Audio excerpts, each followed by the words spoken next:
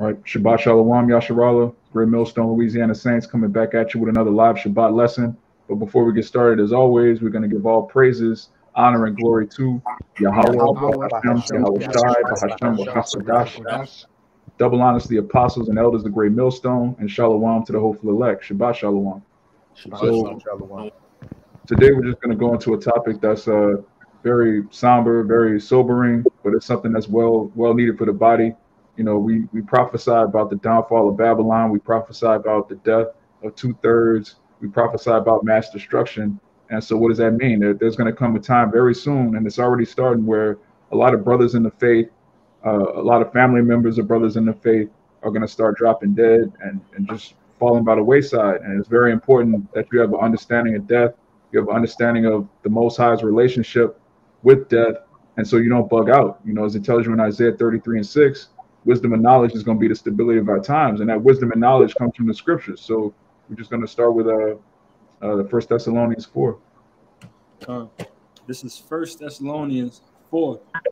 Furthermore, then beseech you, brethren, and exhort you by the Lord Yahushua, that as ye have received of us, how ye ought to walk and please the Most High, so ye would abound more and more. Right, so that you can abound more and more, knowing how to walk in the faith, knowing how to please the Most High. We get that from these precepts. We understand everything that we need to know to prepare us for that evil day, and that includes death. That includes the understanding of what happens after your spirit leaves your body, so you don't get bugged out when you see these things. Because again, we prophesy heavily about the death of the two-thirds, but also, you know, you have the death of the prophets, you have martyrs. You have to understand how this process works, so you don't bug out, man. You can jump down to. You want to say something, Kaya? Nah, I just sneezed. Okay, come. You can jump down to verse 13. Baba Kusha. First Thessalonians 4:13. But I would not have you to be ignorant, brethren, concerning them which are asleep, that ye sorrow not, even as others which have no hope. Right, and that's the whole point right there. Others have no hope. We have a hope of the world to come. We have a hope that all of the family members that we lose, all the brothers in the truth, as well as family members that aren't in the truth, we have a hope that we're going to see them again. We have a hope that the next time we see them, they're either going to be in a chariot. If they're man of the Lord, they're going to be in a which we're going to get that in the scriptures. But also, if it's a family member that's a two-third, if they were scoffing against the word, or if they're a family member that, you know, may not have necessarily believed, but they weren't scoffing and coming up against you, you're going to see them in the kingdom of heaven. You're going to see them in their right state of mind. You're going to see them in their perfection, because Israel is going to be made perfect very soon. And death should remind you of these things. Death shouldn't bug you out. Death should make you panic. Death should make you think, okay, this person actually was preserved from the evil to come. Matter of fact, before we go down in that Thessalonians, you can give me that Isaiah 57. Isaiah 57 verse 1. The righteous perisheth, and no man layeth to heart. And merciful men are taken away, none considering that the righteous is taken away from the evil to come. Right, none considering that the righteous is taken away from the evil to come. A lot of people in this world, they don't consider that when the Most High puts someone to death, especially if they die in their sleep, or if they pass in a coma, or if they go, you know, by some random quick like that, people in the world think, oh man, so and so died before their time. Why, Lord? Why'd you do that? But we in the truth, we consider the things to come. That person was actually receiving mercy from the evil to come, because there is nothing but evil prepared for this place. All right, you have the gas prices getting higher and higher. Food is becoming more scarce. The scriptures tell you that to die of famine is even worse than getting shot or stabbed. You have a lot of people that are going to starve to death. So when you see someone die in a so-called quick manner, that's actually mercy from the Father. And you should know that, being in this truth. You should look at death as mercy, not as, you know, some horrible, you know, just being bugged out. That's the response of someone that doesn't have hope. Read that again in Thessalonians. Verse 13. Come on. This is First Thessalonians 4:13. But I would not have you to be ignorant, brethren, concerning them which are asleep, that ye sorrow not, even as others which have no hope. Right. Apostle Paul saying, I would not have you ignorant, brethren. The word ignorant means to not know. And we know, pertaining to the scriptures, the Most High gave us the actual science, the actual knowledge of what happens when you die. So Apostle Paul says, I will not have you ignorant, brethren, and to not be sorrowful as them which have no hope. We have a lively hope. We have hope in the kingdom of heaven. We have hope in the salvation of Israel. And we have hope that we're going to be reunited with everyone that we lose on this side. Even, I don't know if you're still holding that, Matthew, but not only are we going to be united with the family members we lost, we're going to have an abundance of even more family. It tells you in Isaiah 60 that one man is going to have 1,000 children, man. You're gonna have more family than you know what to do with. So keep going on that Thessalonians. Oh, you want the Thessalonians? You holding the Matthew? Yeah, I still got the Matthew. Oh, you can bring it out. You can bring it out. Whatever precepts your brothers got. Con. This is Matthew 19, and I'm gonna start at 27. Then answered Peter and said unto him, Behold, we have forsaken all and followed thee. What shall we have therefore? And Yahushua said unto them, Verily, I say unto you, that ye which have followed me in the regeneration, when the Son of Man shall sit in the throne of his glory, ye also shall sit upon 12 thrones, judging the 12 tribes of Israel. And every one that hath forsaken houses, or brethren, or sisters, or father, or mother, or wife, or children, or lands, for my name's sake, shall receive 100-fold, and shall inherit everlasting life. But many that are first shall be last, and the last shall be first. Right. And the key point there is shall receive 100-fold. That's just one of the many benefits of serving the Lord. Whatever you lose, you're going to receive 100-fold. You lose a job, you lose a house, you lose your children. All right, brothers, struggle with child support and things of things of that nature. Going back to the curses, our families will be torn apart. Your wife might have an evil eye towards you.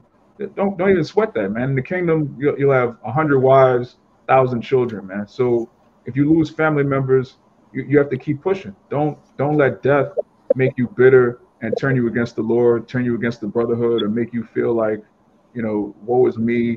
Everything that happens to us, these are not things that are uncommon to man. These are things that are happening to all of us. And very soon, every man of the Lord is going to be faced with mass death. Everything we've been prophesying is going to happen. So you can't act surprised when it happens. Like, oh, I didn't know the Lord's about to kill millions of people. That's all we've been preaching, man. These are things you have to prepare your mind for.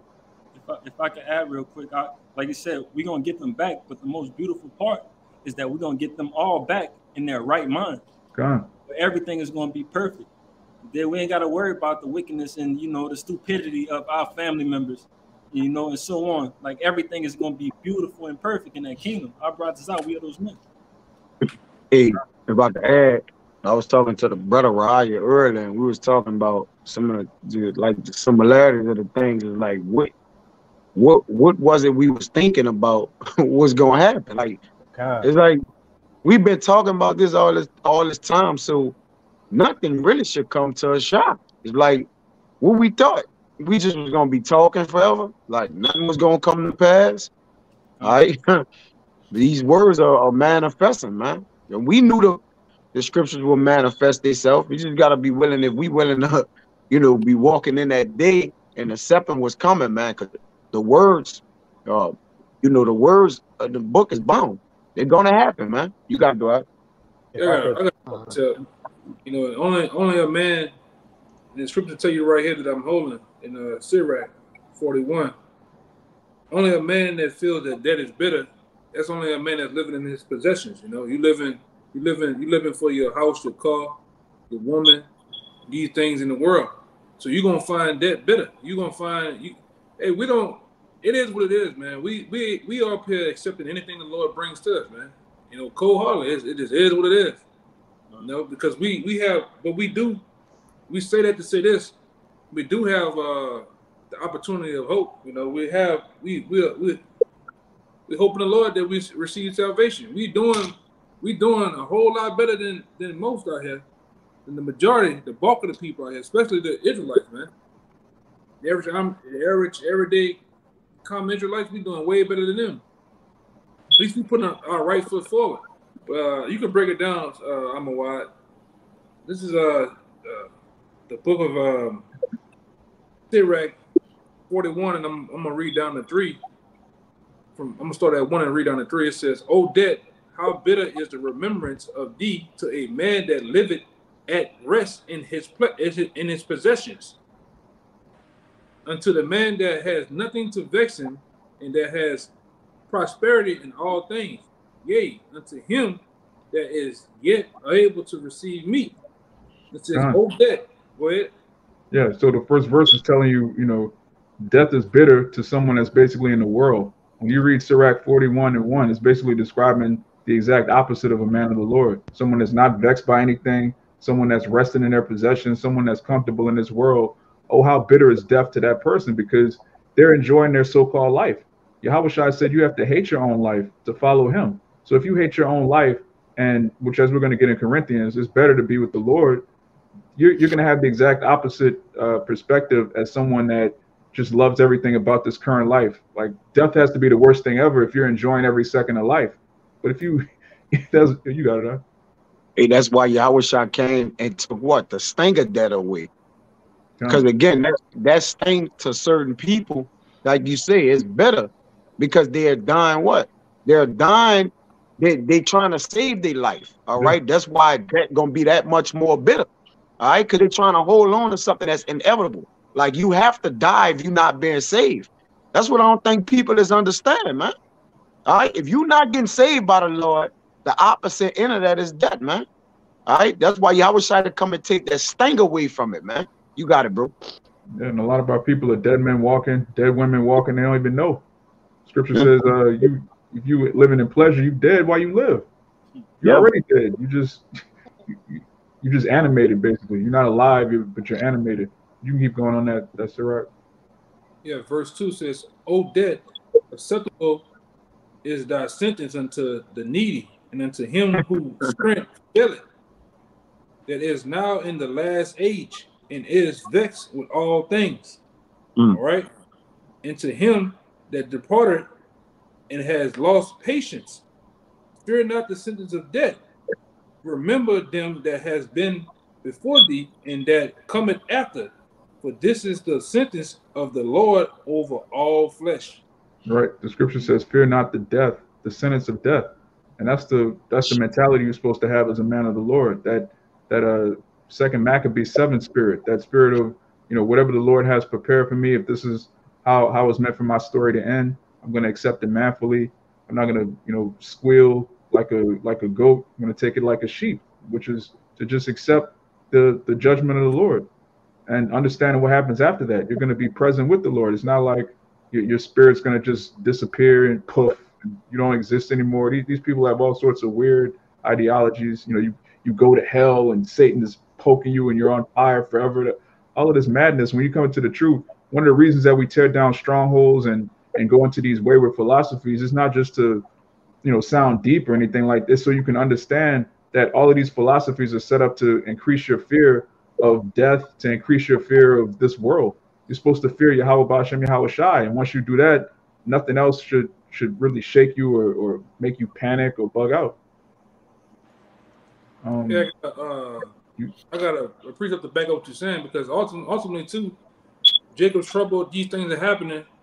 Even that, it's not even for the righteous, man. It's for the wicked. And this scripture backs up what Amawai was saying and what I just said. In the verse over from Sirach 41 in chapter 40, I'm gonna start at about 5.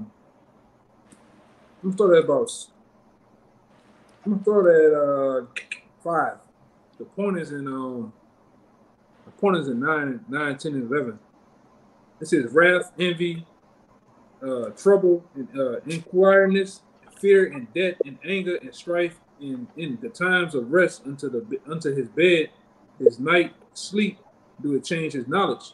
A little or nothing is his rest, and afterward he is in his sleep, as in a day of keeping watch, trouble in the vision of his heart, as if he were escaped out of a battle. When all is safe, he waketh and marveleth that he feared was nothing. It says, such things happen unto all flesh, but man and beast, and that is sevenfold more unto sinners. And this is the point. Everything else right here is the point. it says death and bloodshed, strife and sword, calamity, famine, tribulations, and the scourge. These things are created for the wicked. All right. And for their sake came the flood. All things that are of the earth shall return again to the earth, and that which is of the waters do it return into the sea. You got it. God. And then in verse 8 it says, such things happen unto all flesh, but sevenfold more to sinners. So like the elder said, these great judgments, they're really prepared for the 2/3. They're prepared for the heathen. So when you see somebody die in their sleep, when you see someone pass calmly, when you see someone have a real quick death, that's mercy from Yahweh B'Shem Yahweh Shai. It's going to be sevenfold for sinners. It's going to be these scoffers, these people that came up against the gospel. They're going to be the people that you see on the news with these horrific deaths. You know, brothers just posted that situation that happened down here with that chick, man. That was a horrible way to go, man. She got shot up and her body was still, her spirit was still in her body, man. She didn't pass quietly in her sleep. These are the judgments that are prepared for scorners and just demonic people, man. Hey, I was gonna say too, real quick, to add to you with that guy you seen walking on the sidewalk, you seen he was in that spirit created for vengeance. This nigga was walking, taking his time to do his shit, man. Yeah. In broad daylight. But go ahead, Yeah, these are the judgments that are prepared for scorners, man. The Most High is putting a vicious spirit on these people. So seeing someone, a family member die in their sleep, that shouldn't bug you out. Scripture should come in your mind. Okay, that's actually mercy. That's the Lord wasn't making an example out of this person. You can get a Kayal, if you can give me Wisdom of Solomon 17 and 12 real quick, because once you understand the truth, you're like I was saying earlier, you have these people that believe in these different philosophies that cause them to fear death. They fear Satan. They fear ghouls and goblins. They fear Halloween. They fear ghosts and all sorts of things because they don't have any understanding. You mind if I get you one real quick? Come on, to back up what you said, how by us understanding this truth and preaching it, we're breaking down these strongholds and these different philosophies that Esau has built up to get people afraid of death and all these other heathens. And to back up what you said a little bit earlier, Kaya, how Yahweh Shai took away the sting of death. Hey, first by what? Giving us this understanding of the scriptures to know that if we lose family members or lose our lives, hey, as long as we endure, we're going to receive it 100-fold. And then when Yahweh Shai returns, and if we're of that number, get those immortal bodies, and then the rest of the nation of Israel is going to come back through us immortal. But this is Hebrews chapter 2. I'm going to start at 14. For as much then as the children are partakers of flesh and blood, he also himself, speaking of Yahweh Shai, likewise took part of the same, that through death he might destroy him that had power of death, that is the devil. Here's the point in verse 15. And deliver them who through fear of death were all their lifetime subject to bondage. Yeah, all our lives, man. We're subject to bondage, which really we're prisoners of hope. And going back to that 1 Thessalonians, we're not like those in the world that have no hope. Being a prisoner of hope is better than being a prisoner of Angola. It's better than being a prisoner of Rikers Island. We're prisoners of the hope to come, of the world that's going to follow this one. So you're marching towards faith, towards that mark. Anything that happens as a result of that on your walk, it shouldn't throw you off your trail. You should keep moving forward as a good soldier. And anything other than that is really, well, as the brother's going to read in Wisdom of Solomon, that's just fear working in your mind. You got it, Art? All right. What verse you want to start at? 12 and where? 17 and 12. All right. This Wisdom of Solomon 17 and verse 12. For fear is nothing else but a betraying of the succors which reason offereth. Right. And that word succor basically means support or help. So reason offers you support and help in your mind of things to come. And fear is a betraying of that. Fear is basically you casting aside all reason and logic, casting aside the things that you learned. And now you actually believe that the things in your mind, the what ifs, the possibilities, that's actually worse than reality, which isn't the case. Your idea of death and the afterlife that you get from the Catholic Church, that's far worse than what actually takes place. What actually takes place is your spirit goes back to the Father and you're at rest. You're at total peace. All right. The wicked, the righteous, they all go to one place and they're calm there. They're at rest. Oh, you can read 13. And the expectation from within being less counteth the ignorance more than the cause which bringeth the torment. Right. The things that cause fear, you're tormented more by the things in your own mind. So death, for example, should put you at peace. It should calm you. But your imagination of what's going to happen in the afterlife, that's tormenting you more than death itself. You're tormented by your own mind. Just random thoughts and ideologies that the so-called white man put in your head have bugged our people out. You know, we didn't always panic at death. That's something that's like really a new thing for our people. You know. I got something to back you up real fast with that. This is Sirach 28, and I'm gonna start at 21. Sirach 28 and 21. It says, "The debt thereof is an evil debt. The grave is better than it. It should not have rule over them that fear Yahweh. Neither shall they be buried with the flame thereof. Such as forsake the Lord shall fall in it, and shall burn in them, and not be quenched. It shall be sent unto them as a lion, and devour them as a leopard." Right, and that's these philosophies that turn our people away from the Lord. It says when you turn away from the Lord, that's when death is really like a problem, man. Death, dying in your sleep, dying in, you know, even like I said, these quick deaths. You might have a so-called stray bullet, which there's no such thing.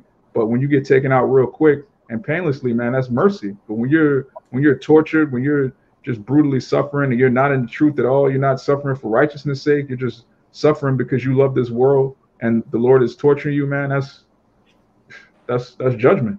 And there's no other way of looking at it. Yeah, but the point was in 22 when it says it should not have rule over them that fear the Most High, because we understand what that is. Yeah.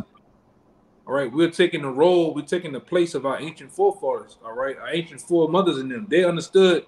You read these scriptures, man. You understood that the men and the people back then understood reincarnation. They understood what that meant.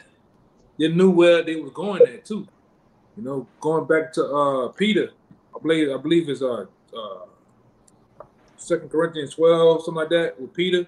Peter talked about the third heaven, right? Peter talked about the spirit world, how it was. He called it paradise, man. Right? So when you have a person die that you know, family members, they going to paradise. They're not hey, you know, Apostle Tahar said a long time ago, they're not crying to come back to this bitch. I can tell you that. They're actually, you know, aggravating the Lord to help you, man. Lord, you know, help them out, man. But your family members and friends, whoever, they're not trying to come back down here, man. You got it out. Yeah, it's just like what was it, Saul? He woke up Samuel. He's like, why'd you wake me up, man? Why'd you wake me up? Like, he wasn't like, oh, I'm glad to be back. It's good to be back on the earth and, you know, have joint pain.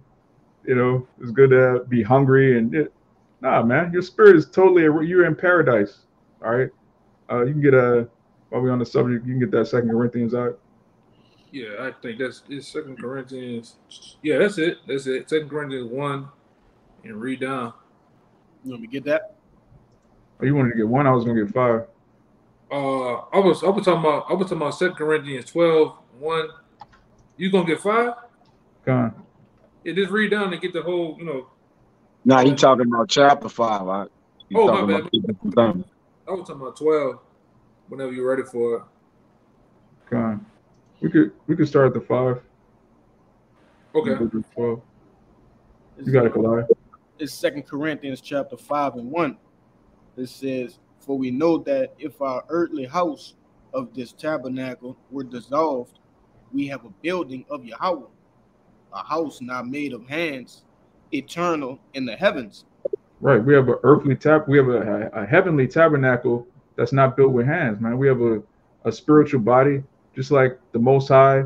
His spiritual body is described in the book of Daniel. Yahushua is a spiritual body. We're actually spirits that are in chains of darkness. This flesh, these are chains of darkness. We're not meant to have this state forever. Scriptures describe this as a low estate.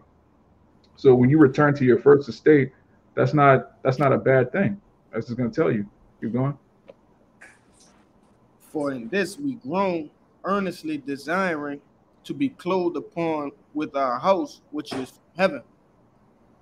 If so be that being clothed, we shall not be found naked. For we that are in this tabernacle do groan, being burdened, not for that we, Salaki, not for that we would be unclothed, but clothed upon, that mortality might be swallowed up of the life. Right, and we know that being naked goes into having shame, but there's the actual clothing of righteousness. The scriptures speak about putting on a double garment of righteousness. In the kingdom, man, we're not going to ever sin again, and you don't sin when you're with the Father. You don't sin when you're out of this flesh. All right, no, there's nobody in the spiritual realm committing idolatry, adultery, murder. None of that. That's all down here, man, in hell. For you out. You got it out. Something quick. There's Romans chapter 6, verse 7. It says, "For he that is dead is freed from sin." And like the brother was going into, hey, when we leave this earthly tabernacle, when we die and return back unto the Father, we're not sinning no more. You know, the brothers went into it. Hey, when you go back into the spirit world, it's a paradise, man. You know, and I just want to quickly hit that right quick. You want me back in 5? Yeah, that's a beautiful point. You got it. If I could back them up right quick precept. This is Ecclesiastes 7:1. A good name is better than a precious ornament in the day of death, in the day of one's birth. That's right. So you know, therefore letting us know, like, man, death is not what people actually think it is, man. It's beautiful to be at peace. You know, but hey, if I could say, Job cursed the day that he was born. All right. Hey, Job knew that being alive in this sinful flesh, all right, it brought torment upon you. It brings torment upon every man's soul. All right. So he cursed the day he was born. I'm actually holding that one. Go ahead, bro. Run it. This is Job chapter 3. I'm gonna start at 11. Why died I not from the womb? That's right. Why did I not give up the ghost when I came out of the belly? Why did the knees prevent me, or why the breast that I should suck? For now should I have lain still and been quiet, I should have slept, then had I been at rest. With kings and counselors of the earth, which build desolate places for themselves, or with princes that had gold, who filled their houses with silver, or as in hidden, untimely birth, I had not been, as infants which never saw light. There the wicked cease from troubling, there the weary be at rest. There the prisoners rest together, they hear not the voice of the oppressor. The small and great are there, and the servant is free from his master. Wherefore is light given to him that is in misery, and life unto the bitter in soul. God. It says, there the weary be at rest, both the small and great are there. Everyone's in the spirit world, and they're all at rest there. None of them are clamoring to get back to America. You know, please, Lord, send me down so I can just see, you know, the finals. Please, Lord, let me just hear that Kendrick Lamar album. Like, nobody's pining away to be back in the flesh. Once you out of these chains of darkness, man, you're actually free. You got it up. Hey, like it's saying Ecclesiastes 3, you know, the earth is the place of judgment, right? And if the earth is the place of judgment and you giving your judgment in heaven, there's no need for you to act out your judgment in heaven. All right.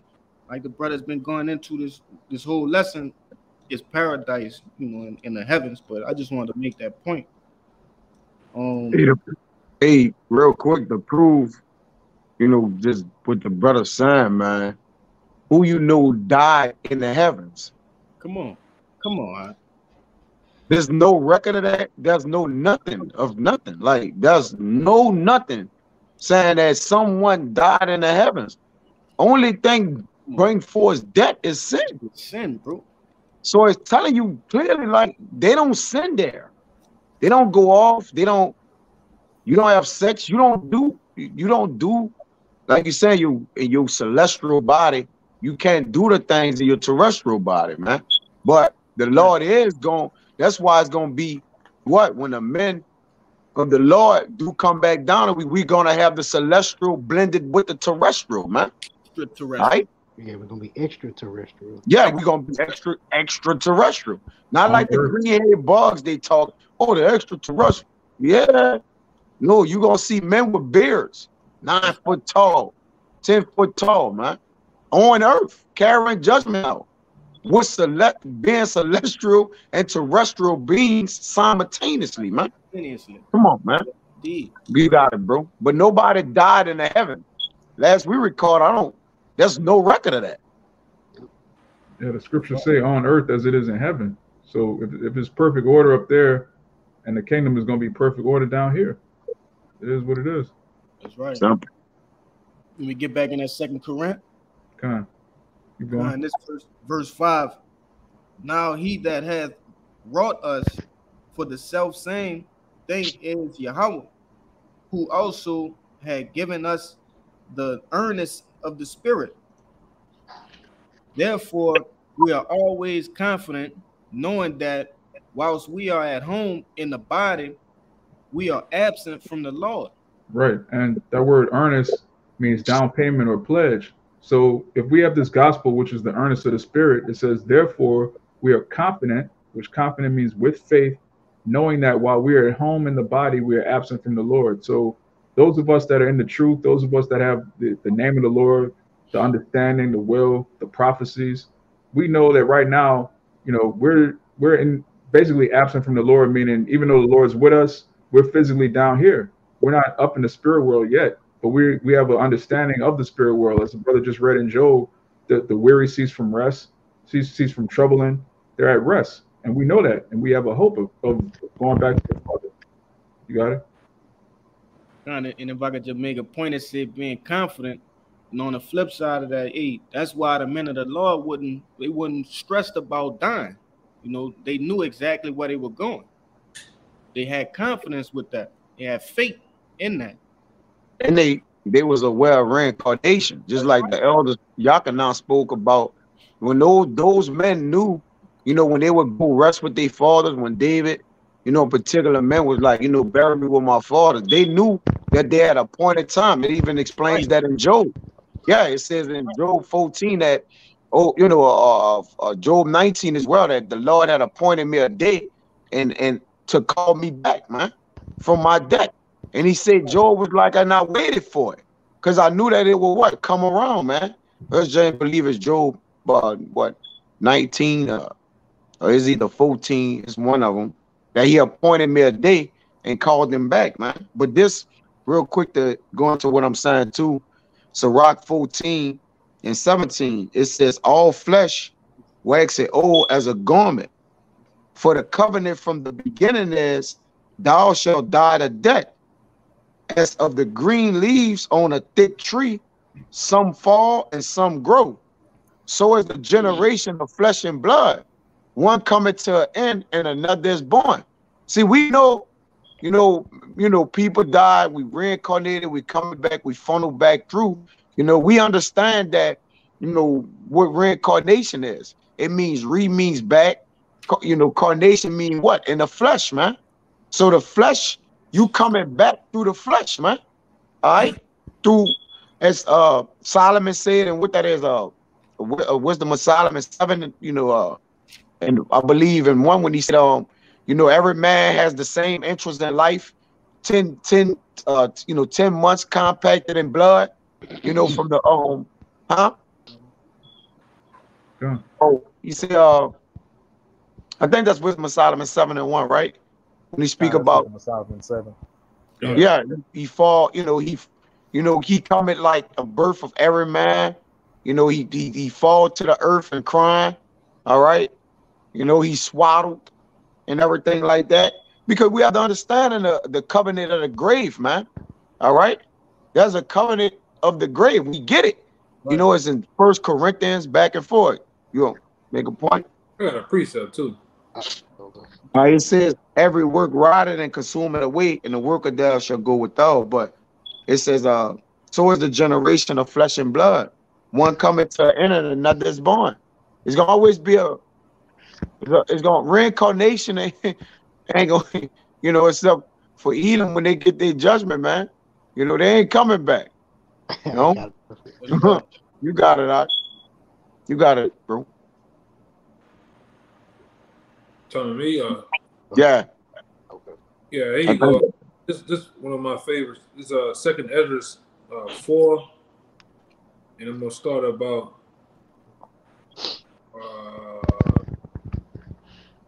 I'm start at 33. It says, "Then I answered and said, How and when shall these things come to pass? Wherefore are our years few and evil? And he said unto me, saying, Do not thou haste above the Most High, for thou haste is in vain to be above him, for thou hast much exceeded it." It says, Did not the souls also of the righteous ask questions of these things in their chambers, saying, How long shall I hope on this fashion? When cometh the fruit of the flood of our reward? And it says, and unto these things Uriel the archangel gave him answer and said, Even when the number of seeds is filled in you, for he has weighed the world in the balance. It says, By measures had he measured the times, and by number has he numbered the times, and do it not move nor stir them until the said measure be fulfilled. All right, and it says, Then answered I and said, O Lord, that bearest rule, even we all are filled of impiety. I'm saying it probably wrong. Impiety. I'm probably saying it wrong. Impious. And for our sake, peradventure it is that the flood of the righteous are not filled because of the sins of them that dwell upon the earth. And that's the point. All right, everything else is the point. So he answered me and said, Go thy way to a woman with child and ask of her when she has fulfilled her 9 months, if her womb may keep the birth any longer within her. Then said I, No, Lord, that can she not. And he said unto me, In the grave, the chamber of souls are like a womb of a woman, for like as a woman that travaileth maketh haste to escape the necessities of the necessity, yeah. The necessities of the travail, even so do these places haste to deliver those things that are committed unto them. Yeah, so the spirit world, one of the terms for it is chamber of souls. It's like a revolving door. You have people that get sent up to the spirit world. You have people that are coming back down. And Brother Kaya brings out all the time, the Most High likened his judgment unto a ring. It's like a constant revolving door of judgment and just replenishing of the earth, as it tells you in Psalms. Let me get that real quick. Hey, and even in that, you had grabbed that Job, Amawad. I got it for you. That 14. Yeah, let me read it for you real quick. This Job 14. I'm gonna start at 13. Start at 10. Yeah. Verse 10. But man dieth and wasteth away. Yea, man giveth up the ghost. And where is he? There shouldn't be no question mark after that, because the contrary to popular belief in the world, when a man died, they like, that's it, he gone. He ain't never coming back. It shouldn't even be a question mark. All right. It said, when man died and wasted away, yea, man giving up the ghost, and where is he? Why is the question mark? Go ahead, Doc. Yeah, and they get that also from Wisdom of Solomon, the second chapter. Thoughts of the wicked. The wicked have taught people in the world that you die and you're gone forever. Yeah. Right? The wicked have taught, because he has a vain mind, a vile mind. He don't have no hope. He don't have no faith. So he can't see the spirit world. He can't see the afterlife. Now it's called an afterlife for a reason, man. I got one to back that up too. I got a quote. Let me see. Bring yours out real quick, Kyle, so you could finish in that 14 real quick. It's Second Maccabees 7 and 13 and 14. It says, now when this man was dead, also they tormented and mangled the fourth in like manner. And it's the point. So when he was ready to die, he said, thus, it is good being put to death by men to look for hope from the Most High to be raised up again by him. But as for thee, thou shalt have no resurrection to life. Yeah, because at that time, and that's spiritual because it's prophetic. You ain't when y'all get E or whatever, when he get put out the way, he ain't coming back, man. All right, you not coming back, partner. All right, so it's prophetic. Doing way in the Maccabees time, he telling them you ain't got no resurrection to life, man. And according to the scriptures, in Obadiah, you gonna be put out the way, and you ain't coming back. Hey, jump to 21 to 23. This is even a woman, man. Even their mother understood a new reincarnation, man. Those 7 sons of Maccabees, man. All right. This verse 21. These are tokens. These are tokens and lessons for us to actually put in our minds, man. All right. We have hope. We have a resurrection coming to us, man. If we even get touched, that we, because the Lord, I bring it out all the time, man. We bring out the bad things that's going to happen. We have to push also the good things, man. We also have to push, the hope that we do have, man. That's right. All right. And our hope, the Lord, they're going to be men that's not going to even taste of that, man. They're going to be men. It don't make no sense for the Lord to give us all this. I say it all the time. It don't make sense for the Lord to give us all this knowledge, man. Put us on the highways and byways, preaching so proudly and boldly, man, in his name to destroy us, man. It don't make no sense. It just don't. But go ahead. All right. This second Maccabees 7 and 21 says, yea, she exhorted every one of them in her own language, filled with courageous spirits, and stirring up her womanish thoughts with a manly stomach. She said unto them, I cannot tell how ye came into my womb, for I neither gave you breath nor life. Hey, I thought about that one Saturday. We should have brought that one Saturday, man. God. All right, cutting you damn women, but go ahead, brother. Neither was it I that formed the members of every one of you, but doubtless the creator of the world, who formed the generation of man and found out the beginning of all things, will also of his own mercy give you breath and life again, as ye now regard not your own selves for his law's sake. Yeah, man. The Israelite woman understood reincarnation. She took it more manfully than a lot of so-called men. But yeah, they don't form the members. The Most High does that, which we just went into that. But the point is, the Most High is going to put the breath in us again. We're going to be on the earth again, as it tells you in Job. Which you're going to say that. Yeah, it's going to say that. It's back in Job 14. And 11. As the waters fail from the sea, and the flood decayeth and drieth up, so man lieth down and riseth not, till the heavens be no more. They shall not awake, nor be raised out of their sleep. Oh, that thou wouldest hide me in the grave, that thou wouldest keep me secret. And right. So what do you mean, hide him in the grave? To keep him secret, meaning he go up is appointed unto man to what? Die once, then the judgment.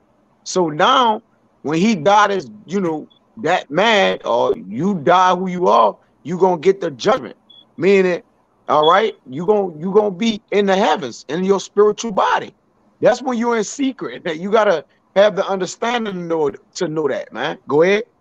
God. And going back to Isaiah 57, that death actually preserves you from the Lord's wrath. You're already in the spirit world in the day of the Lord. It says, when the wrath, hide me in the grave, keep me secret until thy wrath be past. There's a whole lot of wrath coming, man. You got it. You want to say something? No. Go ahead. You gotta finish it up. Come on. Until you don't finish. Yeah.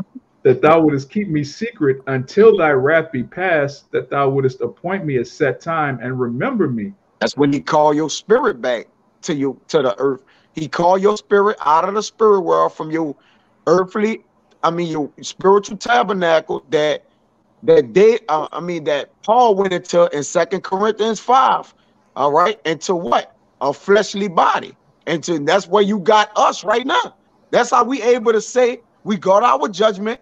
Brothers came down in 1993, born on the day, March 3rd, 93, had to come back down to flesh, man. So they was what? They had their set time in the heavens to where they had to be appointed, made of flesh and blood, through a woman and a man, all right, conceived in the womb, bones grew in the womb, and they came out of a woman 9 months later, man. And that's another interest appointed to life, man. And it's funny too. It's funny too how the Lord do it. You have a set point in time in His life, in the flesh and the body. Then you have a set point in time in the spirit too. In the spirit world, yeah. I'm talking about in the spirit to wake up. To wake up too. Wake up. The Lord wakes you up at whatever time. It's been 1990, 1982. You might have woke up. And it's continuing in the word. You might have woke up in 2007, 2010, 2012, 14. You have a point in the spirit. Also, you have a point in time to wake up too. You are a 25-year-old man, but in the spirit, you're actually a 1-year-old man, a 2-year-old, 5-year-old, however many years you've been in the truth. So it's a double-edged sword, man. It's all spiritual too, man. And we have men that begot us in the word, man. Why does it say that? Right? We have spiritual teachers, man, that we honor and we give double honors to, man. All right, this thing it's all the Most High covered all categories across the board, Yes. They got a little more on board. Yeah, some more meat on it, though. Come on. Verse 14. If a man die, shall he live again? Question mark. All the days of my appointed time will I wait till my change come. Right. To his time. All right. To the Lord, changing from the spirit world to the flesh, from the flesh back to the spirit world. Like you said, the Lord likened his judgment into a ring. And when you look at that, all right, judgment is the way you measure every fucking thing. So the Lord measure everything like into a ring, the beginning to the last back to the beginning, back to the front to the back. All right, that's why there's no new thing under the sun. Everything you're saying is a recycling of things. You see things coming. You've been here before. That's why you say your grandma say, man, that man it's like he been here before. Or something like, because he has been. Yes. Because he has been multiple times. And what? Different reincarnations. You got it. I'm holding that Ecclesiastes 1, what you just quoted. You got it. I can bring that out. This is Ecclesiastes 1. I'm gonna start at 4, and that's one of my favorite precepts because it paints a picture of a reoccurring cycle. And this is Ecclesiastes 1 and 4. One generation passeth away, and another generation cometh, but the earth abide forever. The sun also ariseth, and the sun goeth down, and has it to his place where he arose. The wind goeth toward the south, and turneth about unto the north. It whirleth about continually, and the wind returneth again according to his circuits. All the rivers run into the sea, yet the sea is not full. Unto the place from whence the rivers come, thither they return again. So how powerful the Most High is, man. That's right. The Most High, man. It just made the point right there about the waters and the rivers flow, but they don't flow over. The Most High encouraged all things within this planet, invisible things you can see. That's how powerful our power is, man. But you got numbskulls out here that say there is no power. We got the atheists and all these other goddamn bug outs out here, man. Go ahead, brother. Yeah, it tells you in Jeremiah, the Most High actually stops the ocean, like right at the sea. Like the water's strong enough to just take over the land. But the Most High says, look, you stop right here. There's gonna be a beach right here. The Most High just stops the ocean. Like nobody know. It could clearly come past where it's at. Like if you look the way that it's made by the water, and you look at all the pressure of the water from how far the water is out, how deep it is, you can see it can just overflood everything. It can clearly overflood everything, but it don't go past the bounds that the Lord put at it. Like you can't go past this. It overthrow itself. It says the waves throw itself, but it can't what? It just can't disrespect the word of the Lord, man. You know, the waters is chastised by the word of the Lord. The Lord chastised the waters, man. He said, though they raw, they can't overthrow themselves. Yeah,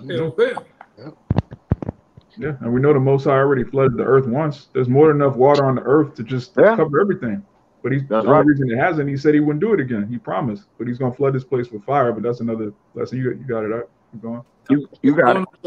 Song of the three holy children. All things obey as well. Obey as well, man. They even blessed the Most High, man. All right. Yeah. I got one more verse, but if I could also mention on that verse 7, that all the rivers run into the sea, yet the sea is not full.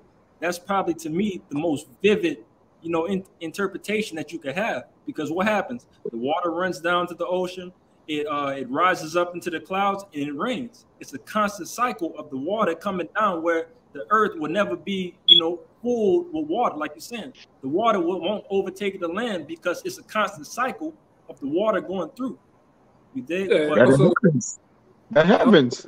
The waters, the mind. In a sense, too, man. Going back into Peter, we live in the water. All right. Yes. This is the water. Yeah. Around the earth is the water. And we can go on and on. Waters. Yeah. Yeah, man. Yeah, the waters within the waters. It's your mind. That happens, man. Right. And just to get this last verse, this is Ecclesiastes, jumping to what you just mentioned, Kaya. Ecclesiastes 1:9. The thing that hath been, it is that which shall be, and that which is done is that which shall be done, and there is no new thing under the sun. Yeah, it can't. The cycle can't be broken. That's why we get it. All right, there's a certain cycle that's in place that the Lord have set up. Like it says, the sun rises and then it go back to its place. There's no way the sun ain't gonna miss a day to rise, and there's no day that the sun not gonna come up at a set point in time and then it don't come back. Or it, and even with that, the Lord have did that to show, like, I'm the one that could stop the time or the radius of the sun. He did it multiple times. He let the sun stay up longer than it was supposed to with Joshua. He did it multiple times, man. I think the day stays still, the sun, right? Yeah. Yeah. Joshua prayed so that he could defeat the enemies. He let the sun stay up, though. Go ahead. Because in a sense, every day itself, in another sense, is a spirit, man. Yeah, it excels the other. Yep. Yeah. Go ahead, brother. I was gonna say, but think about it, if he did make it to where the sun did not rise one day or the same like that, then he said that the Lord will have to cast off his people, according to Jeremiah. Yeah. In Israel. Hey, let me put a proper precept in there real quick on what we talking about. Because like you said, we don't want to just be just saying it. Get the fundamental understanding. This is Rock 33:7. It says, why do it one day excel another, when as all the light of every day in the year is of the sun? All right. Hey, and the other days excelling the other day. All right, but all the days of the year is as the sun. It says, by the knowledge of the Lord, they were distinguished, and he altered seasons and feasts. So the Lord distinguished it, gave everything in its place, man, and like, look, all right, son, you gonna come up at a set point of time, then you're gonna go down so the moon could come out. And that, bro, it haven't been a day where the sun and the moon didn't come out. It may have been that you look at the sky, the moon ain't out the day. You bugged out, partner. It came. You could best believe. Basically, you're basically saying, well, the Lord ain't put the moon and the sun out the day. Man, you notice what you're saying? Like that's not even feasible. The Lord would distinguish they going up and they coming down, which that says that is precepts for that. You know, it got a set appointed time. Even the sun and the moon got set appointed times. So what make you think man wouldn't have it? All right? That's the ordinance. Okay? Man is mixed in with the ordinance, man. Okay? You got it, Mama Why, bro. Come. And that's, again, going back to Esdras, how, you know, he likened his judgment unto a ring. There's a constant, just a cycle, they call it the cycle of life. And that's what we deal with, man. Death is not the end of it. That's just, you know, the end of your story on this side. But we know the days of Israel are innumerable. You have a story that's eternal in the heavens. And this is just one part of that story. Even, brothers, we talk all the time about how we're in the second book of Acts. We're in the second Acts. There's going to be in the kingdom, we're going to read about all our different carnations, our time here, our time there, the Syrian captivity, Babylonian captivity.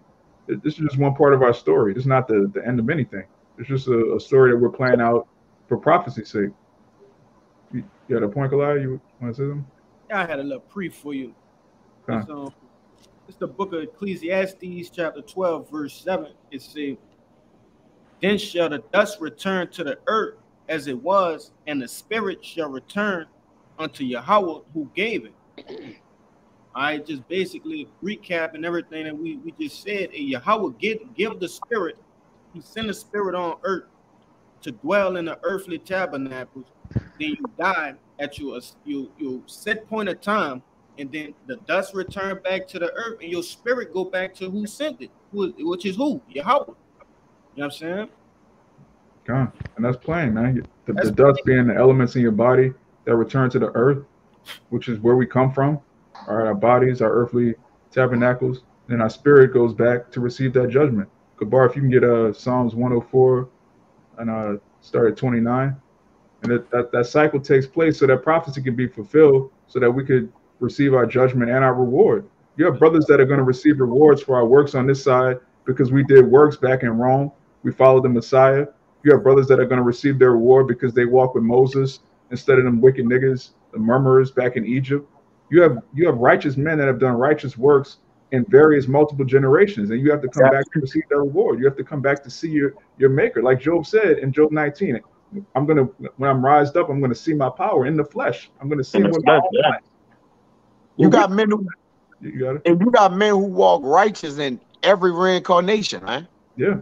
That's right. You see? Every reincarnation, man. And the Lord, for those men that Esdras saw, they're worthy to have a crown on their head, man. They walk righteous in every generation they came, man. God. And you looking at the men. Abaratazah, you brothers can be those men, man. Some of those men. Well, we are. We pray that we are, man. You know, we believe we are, you know, but we don't see. You see, if you walk in righteous now, because you standing in your lot in your last days right here, you probably walk righteous, man. You probably was a righteous man, you know. But we don't leave that up to the Lord because we can't call that shot, all right, at the end of the day. But Abaratazah, we are. You got it, man. All right, this is Sirach 44:1. It says, "Let us now praise famous men and our fathers that begot us. The Lord has wrought great glory by them through his great power from the beginning, such as did bear rule in their kingdoms, men renowned with their power, giving counsels by their understanding and declaring prophecies, leaders of the people by their counsels and by their knowledge of learning meet for the people, wise and eloquent in their instructions, such as found out musical tunes and recited verses of writings. Rich men furnished with abilities, living peacefully in their habitations. All these were honored in their generations, and were the glory of their times. These be of them that have left a name behind them, and their praise might be reported." All right. All right.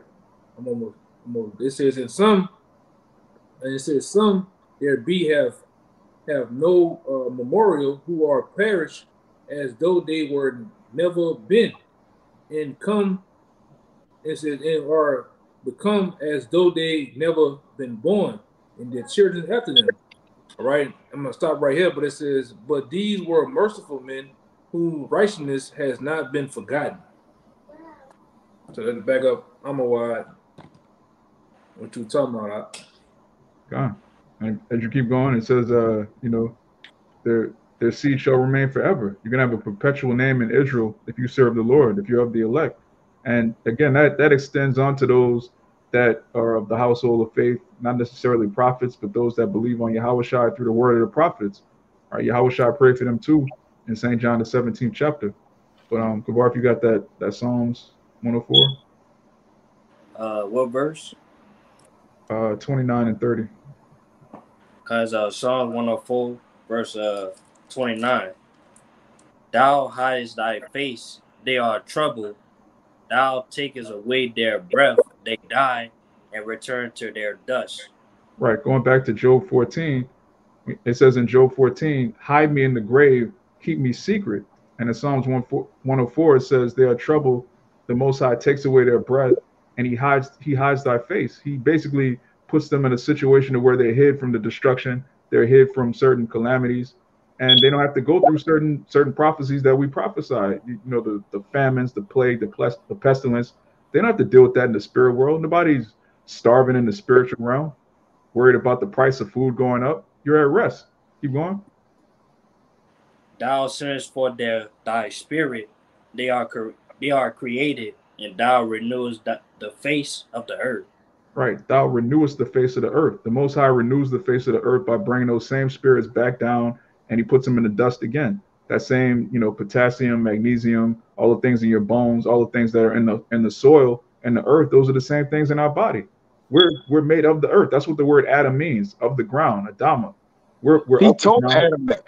Yeah. Salakia, brother. He told Adam that. He said, of the dust thou came it, so the dust shall thou return. Back in Genesis, man. When he said about the sweat of his brow, or whatever, thorns and thistles or whatever, whatnot. You got it. I just want to add that's Salakia, bro. Yeah.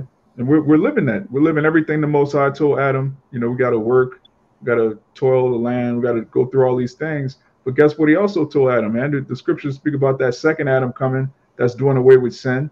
You know, but through one Adam we all fall, but through that second Adam, we're all going to be made righteous. We're all going to be holy. Our whole nation is going to be perfect through Adam, man. Which is Yahweh Shai, if you could receive it. You can get back in that 2 Corinthians. Come.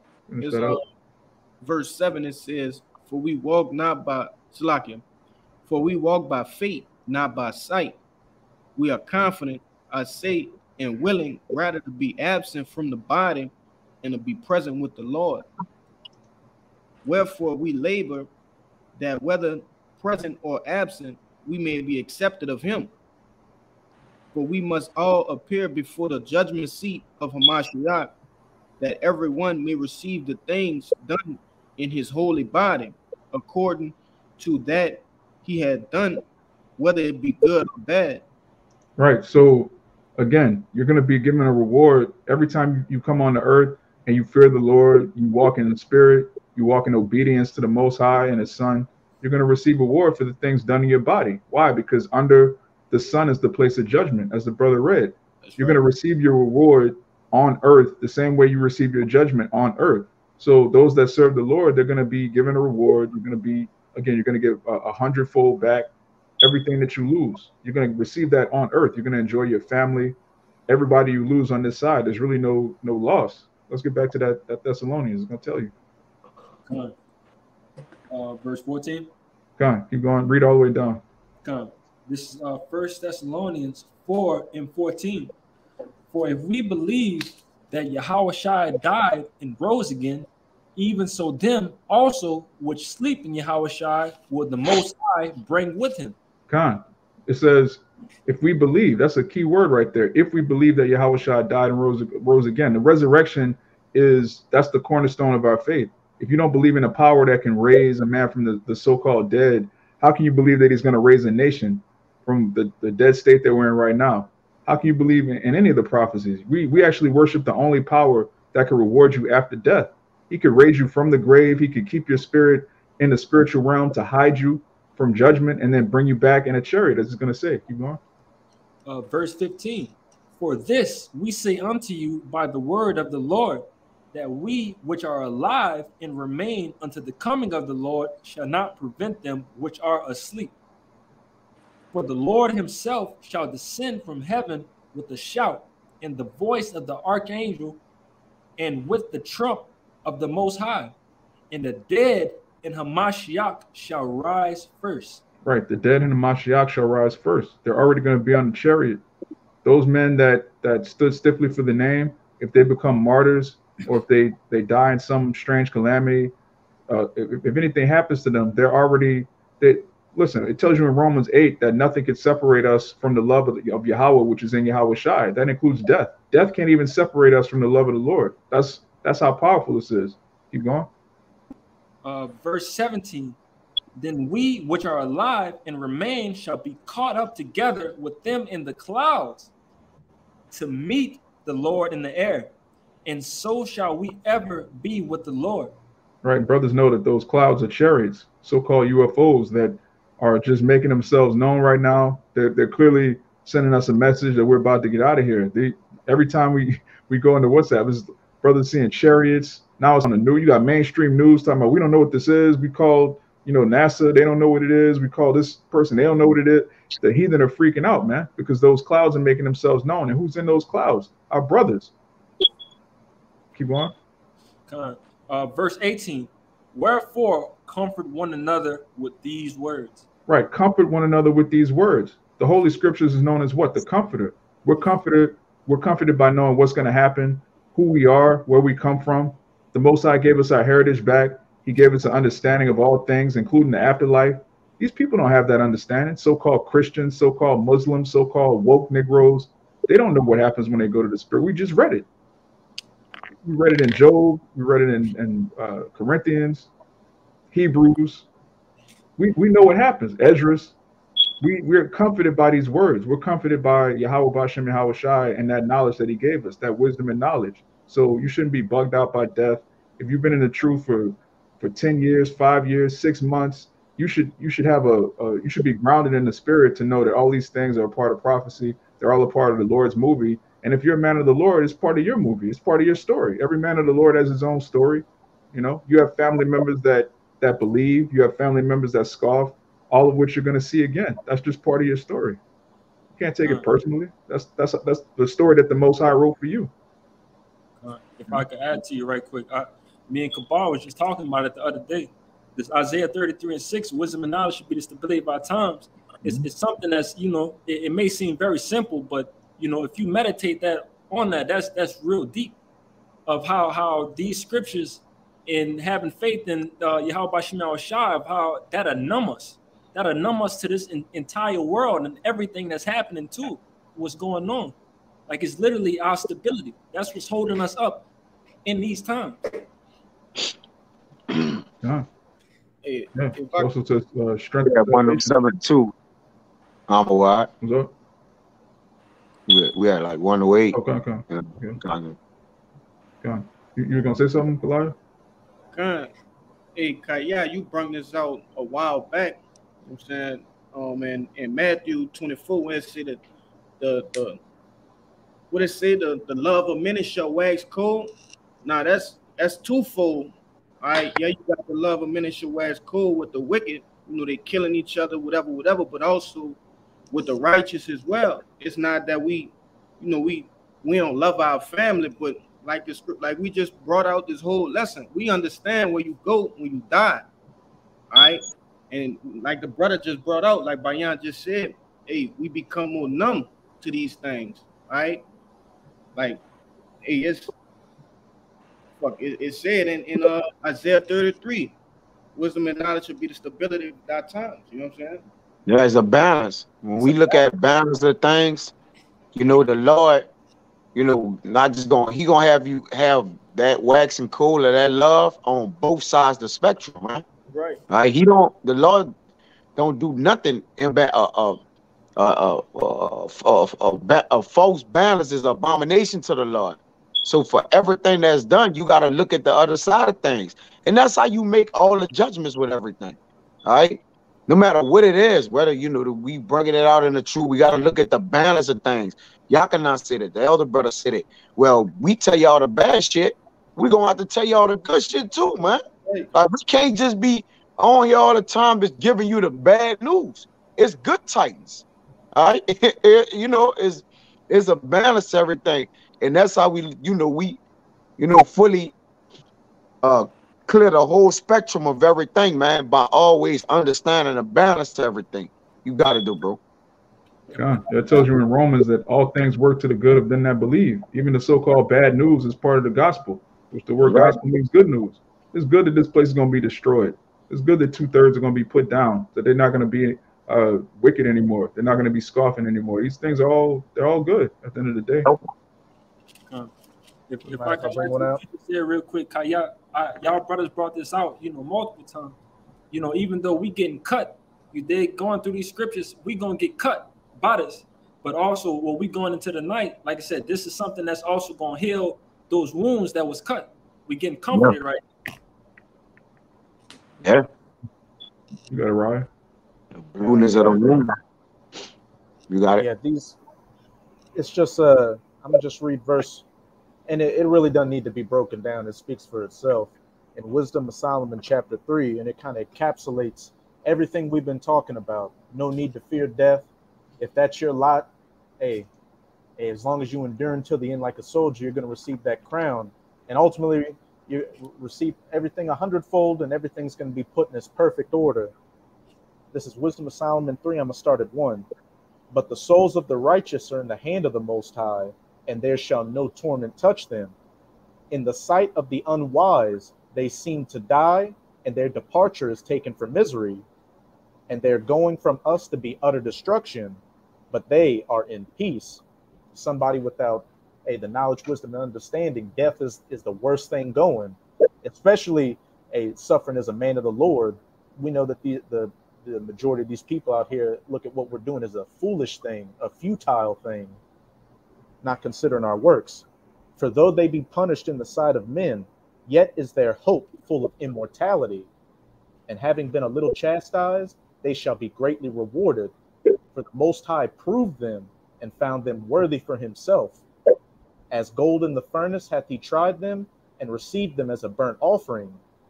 And in the time of their visitation they shall shine and run to and fro like sparks among the stubble.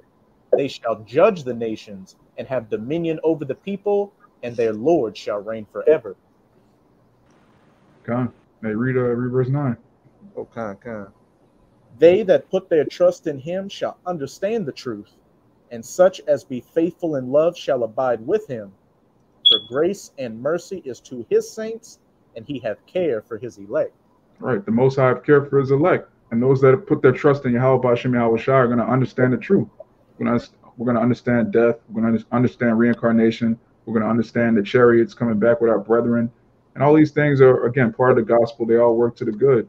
So, again, that's why it says in Thessalonians, comfort one another with these words. We're comforted by the scriptures. This is comforting to me. Abaratazah is comforting all you brothers that are dealing with death, all you brothers that are in the truth, that, we all need to hear these things from time to time, man. You can know the truth, but it's still good to hear it over and over again, man. Scriptures are highly repetitive. If brother had anything else? All right. So with that, Abaratazah, this lesson was edifying to the elect. We're going to give all praises, honor, and glory to Yahweh. Double honors to the apostles and elders of Great Millstone, and Shabbat Shalom to the hopeful elect. Shabbat Shalom. Shabbat Shalom.